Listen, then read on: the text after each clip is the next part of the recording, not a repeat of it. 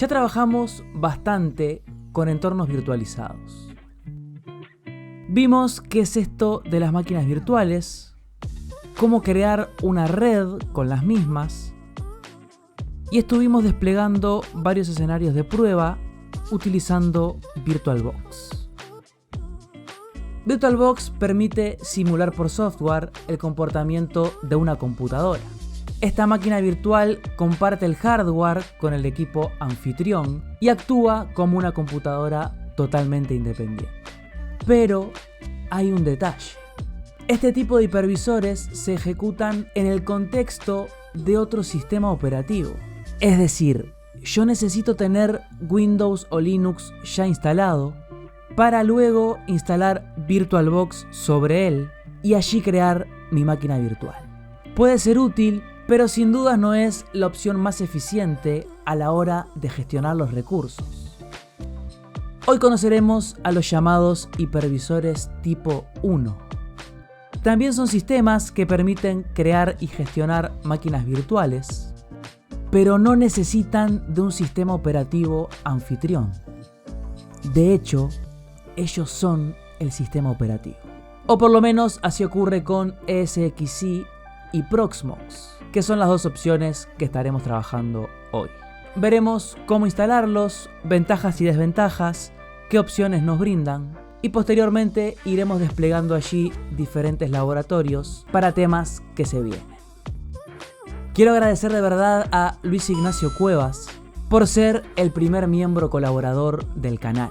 Es una gran manera de apoyar el contenido y realmente me ayuda muchísimo a poder seguir haciendo este tipo de videos. Así que, gracias Luis. Está el botoncito de unirse aquí debajo, así como los cursos gratuitos de hardware, redes y Linux en la descripción.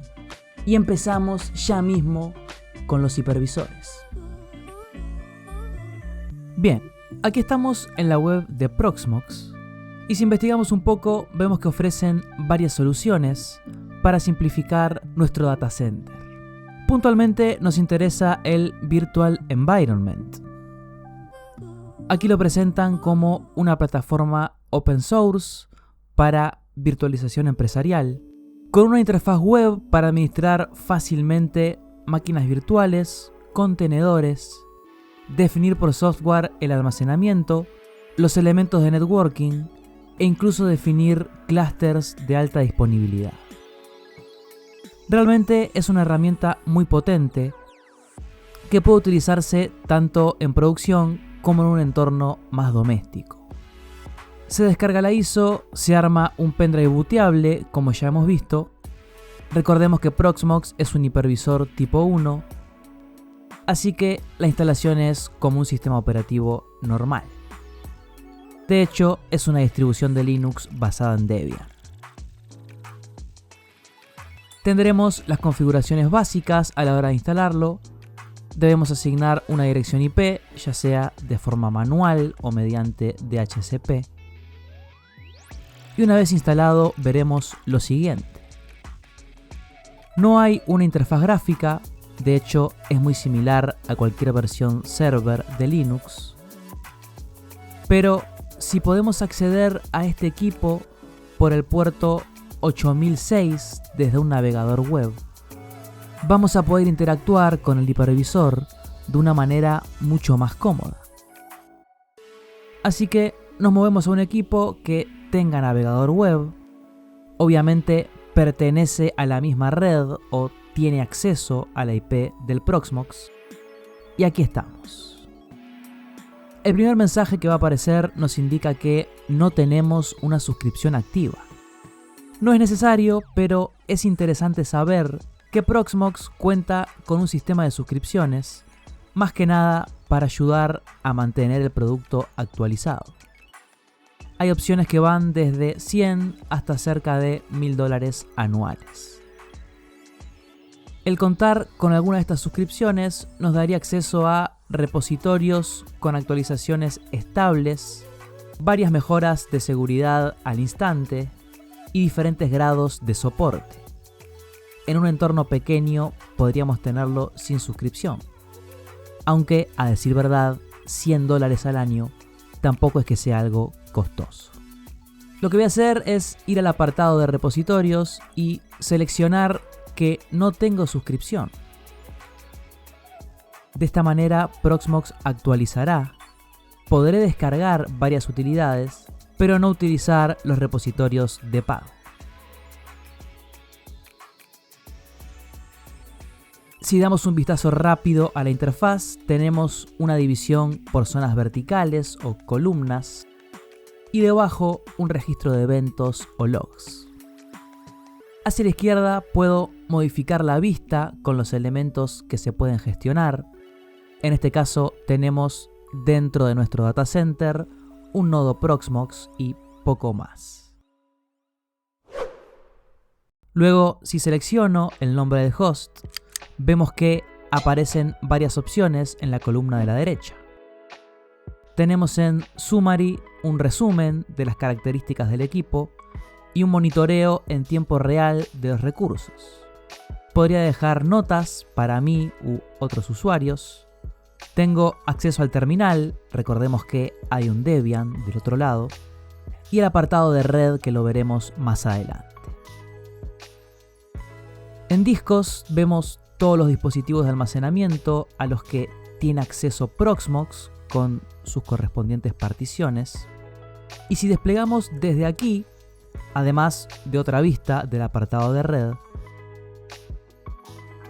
podemos ver que por defecto se hicieron dos particiones en el disco físico. Un storage local donde está instalado Proxmox. Aquí subiremos, por ejemplo, los archivos ISO para crear luego nuestras máquinas virtuales. Y hay otra partición de tipo LVM theme, ya veremos qué es eso, donde van a almacenarse principalmente los discos de las máquinas virtuales y volúmenes de los contenedores. Obviamente se puede agregar almacenamiento remoto, definir nuevos usuarios con sus roles y permisos, modificar las vistas y muchísimas cosas más. Simplemente estamos dando un recorrido básico por la interfaz web. Y por aquí arriba tenemos dos botones importantes: crear una máquina virtual y crear un contenedor. Si hay dudas de qué es esto de los contenedores, dejo en la descripción los videos de Docker. No es Docker lo que gestiona Proxmox de manera nativa, pero el concepto es exactamente el mismo y ya los veremos funcionando a la brevedad. Genial. Antes de crear una máquina virtual en este hipervisor, quiero mostrar la otra opción.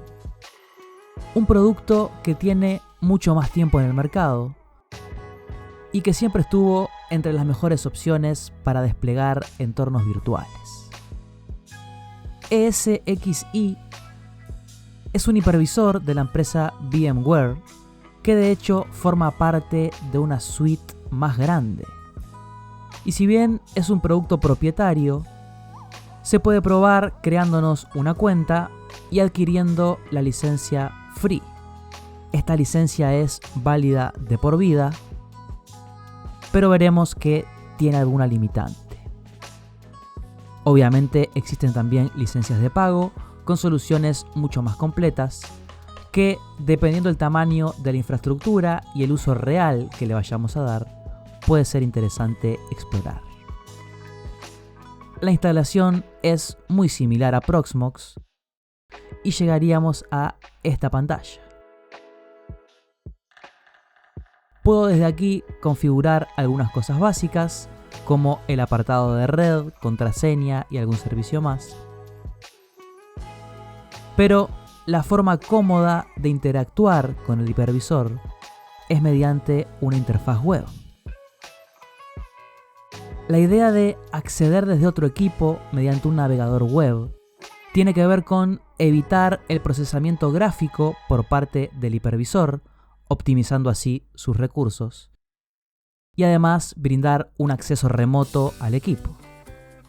Es por esto que tanto Proxmox como el sistema de VMware tienen esa característica. Si vemos aquí, nos aparece que estamos trabajando con una versión de evaluación y que tenemos unos 60 días de uso. Esto podemos verlo mejor desde el menú Administrar, Licencias, y aquí vemos que efectivamente estamos en modo prueba. Estos 60 días de prueba son con el producto full. Podremos utilizar todas las características de la suite, conectar con un vCenter, configurar la alta disponibilidad de nodos, ver las APIs de respaldo y demás cosas que pretendo ver en un futuro. Pero si aplico la licencia que me dieron al registrarme,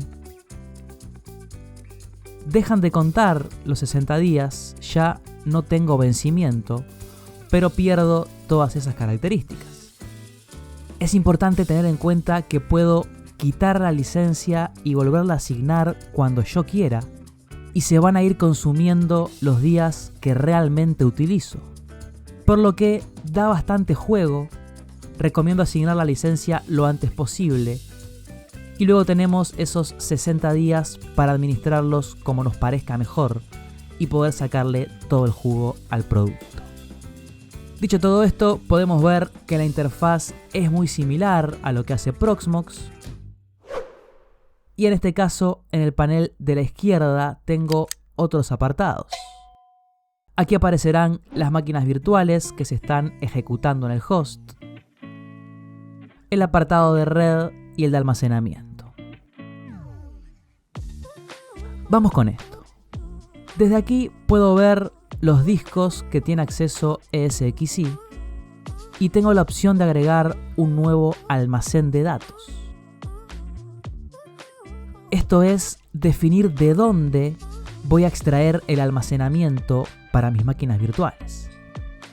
Puedo utilizar almacenamiento interno, en este caso definiría particiones y se le asigna un sistema de archivos particular. O puedo agregar un almacenamiento externo, en este caso mediante el protocolo NFS.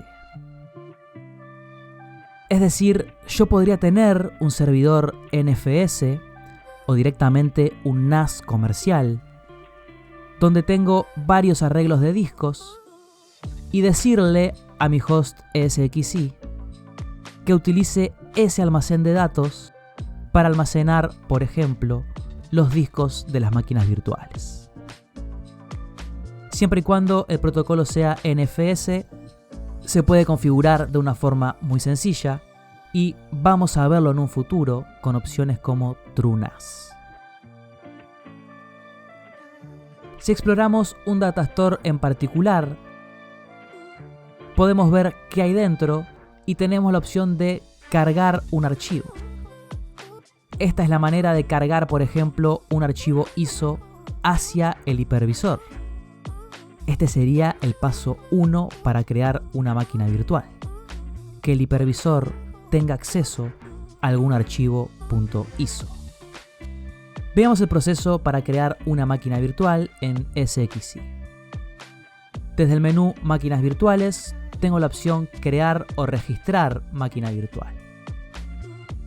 Aquí tengo la opción de crear una máquina nueva, importarla a partir de un archivo OBF o un archivo OVA, similar a VirtualBox, o dar de alta una que no estábamos utilizando. Digamos que ESXi funciona con un inventario de máquinas. Yo puedo quitarla del listado, pero no eliminarla, no borrar sus archivos, y en un futuro volver a implementarla rápidamente. Para este caso vamos a crear una desde cero. Nos pedirá el nombre, tipo de sistema que va a contener, de dónde vamos a extraer el almacenamiento, y aquí podemos personalizar espacio en disco, cantidad de RAM y cuántos núcleos del CPU vamos a destinar a esta máquina virtual. Aquí hay una decisión importante y tiene que ver con el disco de esta máquina. Los discos virtuales suelen ser archivos, en este caso con la extensión VMDK, y puede ser de dos tipos, y aplicando esto también para Proxmox. Si yo selecciono el disco como aprovisionamiento grueso, el espacio se proporciona por adelantado. Esto va a hacer que el rendimiento de la máquina virtual sea mayor, pero tal vez no utilizo el espacio físico de la forma más óptima. El aprovisionamiento fino, en cambio, va asignando el espacio que requiera la máquina virtual en su disco duro de una forma flexible y a pedido.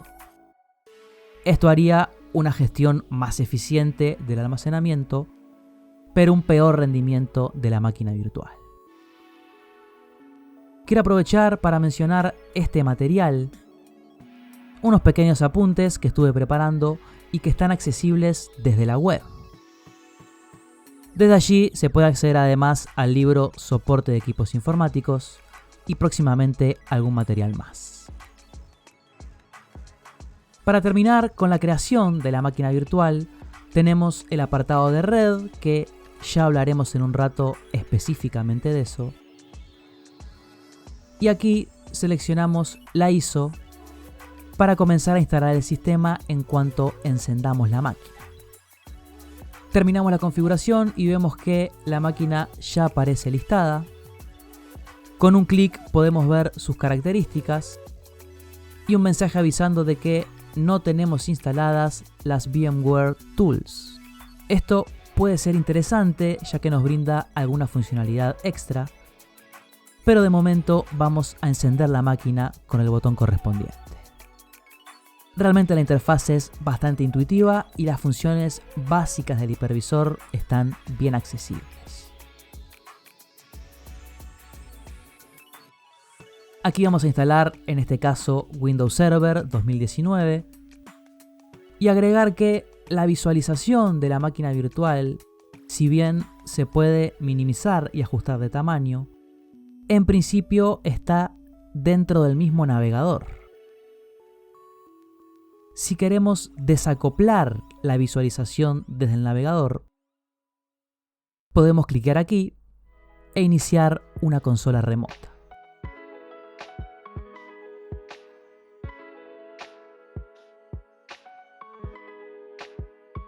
Con la máquina ya iniciada podemos ver algunas gráficas de rendimiento. Obviamente debajo siempre aparecen los eventos importantes que fueron sucediendo. Y mientras queda instalando, vamos rápidamente a ver cómo haríamos el mismo procedimiento en Proxmox, que es realmente muy similar. Parado en el disco local, voy a seleccionar Upload para subir una ISO. Ya le cargamos la ISO al equipo con Proxmox. Y en el botón de aquí arriba vamos a crear una máquina virtual. Vamos a desplegarla en el único nodo Proxmox que tenemos. Se le va a asignar un ID y podemos colocarle un nombre. En las siguientes ventanas iremos definiendo lo típico, cuál es la ISO, qué tipo de sistema operativo, tamaño de disco duro, de hecho podemos asignar varios y dónde va a estar ubicado, procesador, RAM y adaptador de red.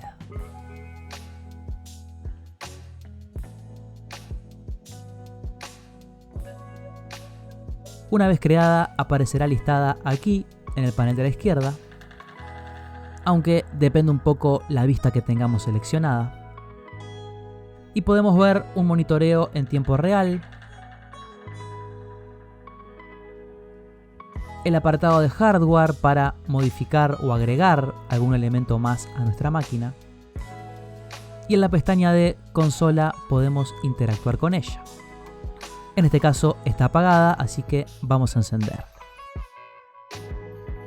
Aquí arrancaría la máquina. Una vez más tenemos el visor integrado en el navegador.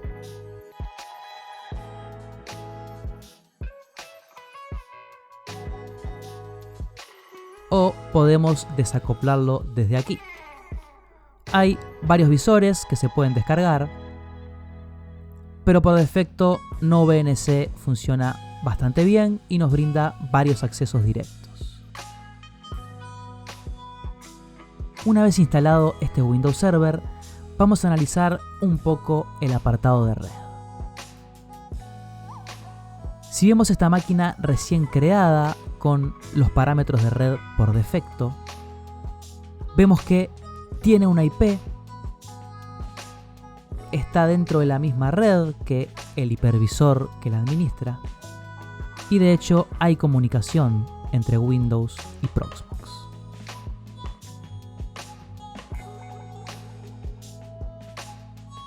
Si vamos al apartado de red, vemos que tiene un adaptador y aparece aquí Bridge VMBR0. Ok. Si vamos al nivel de mi nodo Proxmox, vemos que en el apartado de red tengo dos elementos. Tengo un Network Device identificado con el nombre ENS33. Esta es la tarjeta física que tiene el equipo de Proxmox. Si existieran más, aparecerían como Network Device. Y luego se genera por defecto una interfaz virtual. Esto es software y se llama Linux Bridge.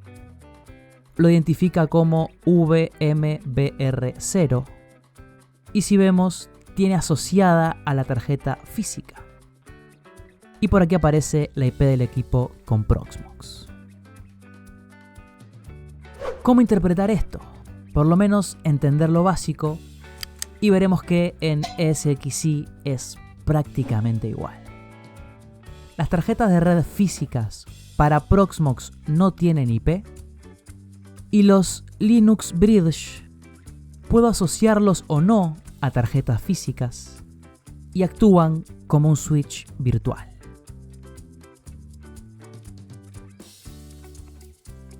¿A qué me refiero con que las tarjetas físicas no tienen IP?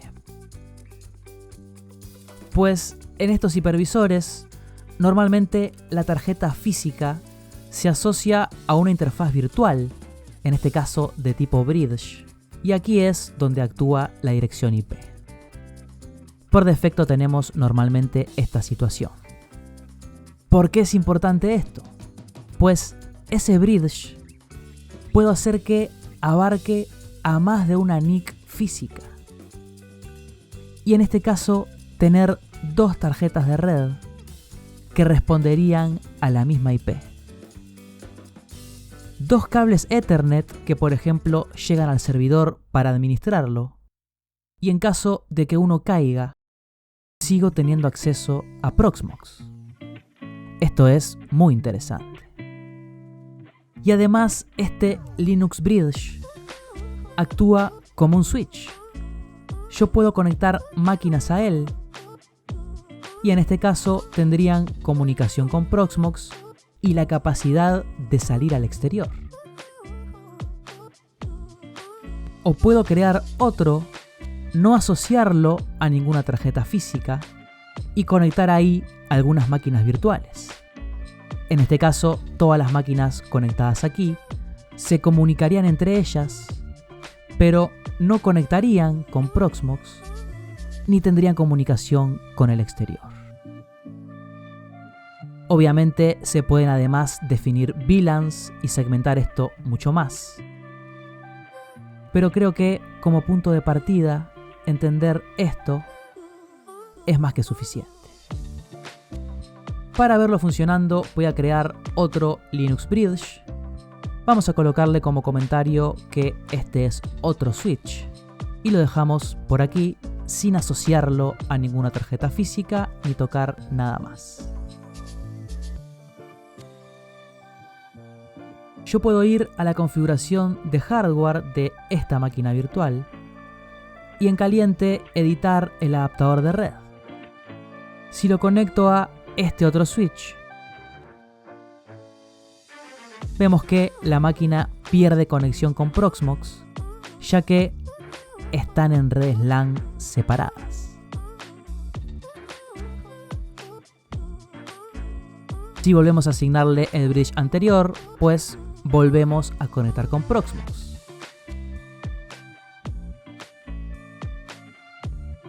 Ya que es a ese puente que tengo asociada la tarjeta física del hipervisor. Ya para ir redondeando, vamos a levantar un contenedor y colocarlo en red con nuestro Windows. Proxmox permite crear instancias de contenedores LXC. Estos pequeños contenedores, si bien ya los conocimos con Docker, existen varias implementaciones similares. Podemos verlos como una máquina virtual mínima y súper eficiente, en el sentido que comparte el kernel del sistema operativo donde corre. Esto quiere decir que si mi Proxmox es un Debian y yo quiero crear una máquina virtual con Fedora, no tengo la necesidad de instalar una máquina completa. El contenedor utilizará el mismo kernel Linux de Proxmox, agregará lo necesario para ser un Fedora y tengo una instancia virtual aislada y con un tamaño mucho menor. Esto es una ventaja de Proxmox sobre ESXi. Si voy a tener más de un equipo virtual con Linux, el uso de contenedores en este hipervisor optimiza muchísimo el uso del hardware. Antes de crear mi contenedor, debemos descargar un template. Desde el disco local, templates de contenedores, puedo descargar los que están disponibles en los repositorios que accede Proxmox. Hay varias posibilidades y al descargarlos vamos a notar que son archivos muy pequeños en comparación a una ISO completa.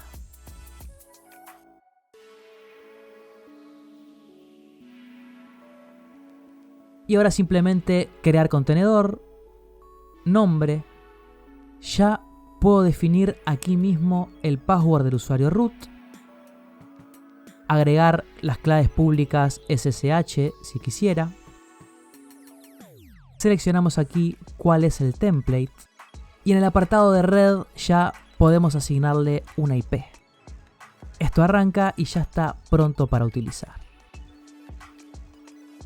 Vamos a conectarlo al otro switch de forma tal que quede en red con la máquina con Windows que desplegamos hace un instante.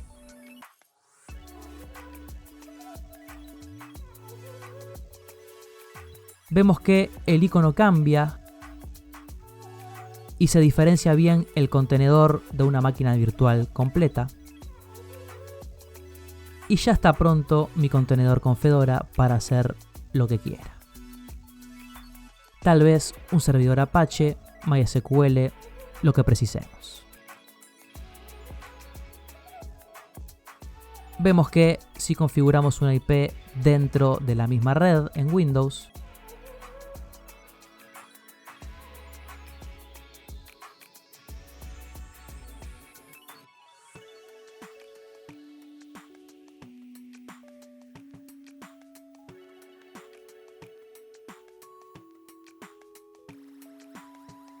tenemos a ambas máquinas conectadas entre sí, pero en este caso aisladas del exterior.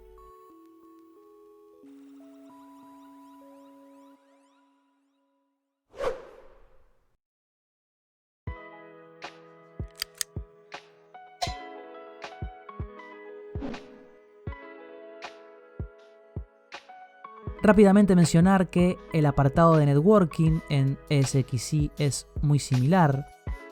De hecho, queda bastante más claro. Aquí directamente creamos switches virtuales que pueden ir asociados o no a tarjetas físicas. Las NIC físicas aparecen como VMNIC, que tampoco llevan IP como tal, y se pueden asociar a una interfaz VM-kernel en caso de querer utilizar algún servicio en particular, como por ejemplo la administración web o tecnologías como vMotion que veremos más adelante.